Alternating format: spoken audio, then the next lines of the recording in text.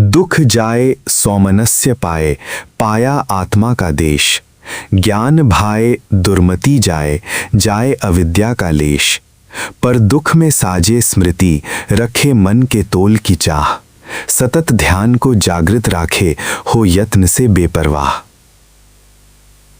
जब अड़चने दुख को सामने रखकर विचार द्वारा समझने के लिए ध्यान में स्थिर रहने पर आती हैं, वे सदा बनी नहीं रहेंगी। इनका भी कुछ समय ही है। ये सब एक दिन दूर हो जाएंगी। परंतु संयम अर्थात अपने को काबू रखना या संयम के साथ रहना होगा।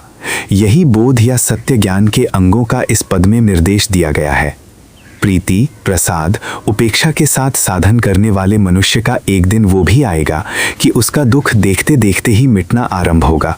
जैसे कि खुजली किसी अंग पर होने से मनुष्य उस स्थान को नाखून आदि से खुजलाकर दूर करता है, परंतु कोई कोई धैर्य वाला मनुष्य यदि बिना खुजलाए अपने मन को संभाल कर उसको देखते देखते समय व्यतीत करे, बुद्धि और अपनी स्मृति को बनाए रखे, जिससे कि खुजली का दुख उसे भुलाकर झटपट खुजली मिटाने के लिए कुछ खुजलाने के क्रम में न लगा दे, तो वो धैर्य वाला मनुष्य देखेगा कि कुछ समय के खुजली के दुख को देखते देखते व्यतीत करने से खुजली अंदर वाले मन या आत्मा ने बलवान होकर बिना खुजलाए ही दूर कर दी और खुजली के स्थान पर वो अंग बिना खुजलाए ही सुखी हो गया। तभी उसे अपने आप में स्वयं इस खुजली मिटाने की विद्या की प्राप्ति हुई। वैसे ही एक दिन सब बाहरी सुखों के बिछोड़े का दुख भी देखते देखते टलेगा।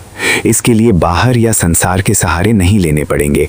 मन में दौर्मनस्य के स्थान पर सौजन्य अर्थात सुंदर मन का भाव पाया जाएगा और अपना आपा या आत्मा का देश भी बसने को मिलेगा, अर्थात संसार की भटकना नहीं रहेगी और दुख टलने पर दुख टलने की विधा प्राप्ति रूप ज्ञान भी स्वयं प्राप्त होगा।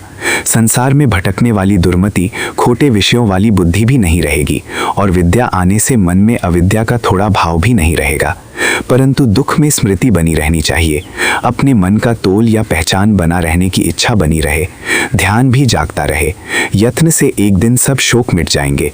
यदि दुख में गए बीते सुखों के कारण से आपकी बुद्धि को समझने की शक्ति रूप ज्ञान सोचों में ही खोया हुआ रहेगा, तो ही ज्ञान से विपरीत अंधकार रूप से ज्ञान को ढांकने वाली शक्ति अविद्या से सत अर्थात होता हुआ भी आत्मा अर्थात वर्तमान भी चित्त या ज्ञान स्वरूप आत्मा या अपना आपा आनंद रूप होने पर भी ढका सा रहने से अप्राप्त सा ही दिखेगा।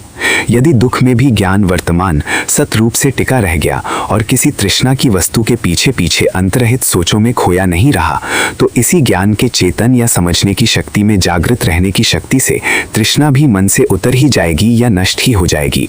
तब तृष्णा की खींच या तनाव न रहने से आनंद अनुभव में आने लगेगा। जहाँ आनंद या सुख है वही मन का टिकाव होता है। यही सतचित आनंद आत्मा की प्राप्ति हो गई।